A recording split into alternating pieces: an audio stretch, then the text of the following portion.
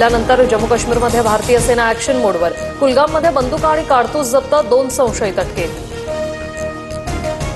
भारत पाक तणावाच्या पार्श्वभूमीवर डीआरडीओला मोठं यश. हैदराबादमधील प्रयोगशाळेत स्क्रॅमजेट इंजिनची 1000 सेकंदापर्यंत यशस्वी ग्राउंडवर टेस्टिंग.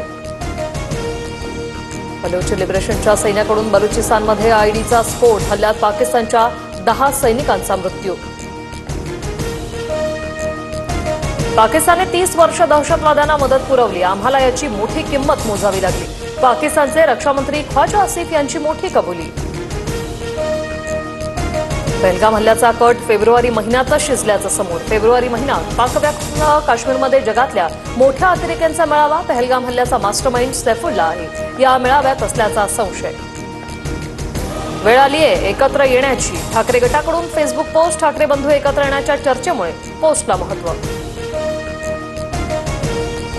राज्यातील धर्मादायसह सर्व खासगी रुग्णालयांचे नियम अधिक कठोर करणार. रुग्ण आल्यास त्याच्यावर उपचार करणं बंधनकारक करणारी नो डिनायल पॉलिसी आणणार. अजित पवारांची घोषणा. मुंबई विमानतळ परिसरातील शिवरायांचा पुतळा अडथळा म्हणून घोषित. फनेल झोनमध्ये विमान उड्डाणाला अडथळा ठरणाऱ्या वास्तू आणि बांधकामाच्या डीजीसीएच्या यादीत या पुतळ्याचा समावेश. मालवणमधील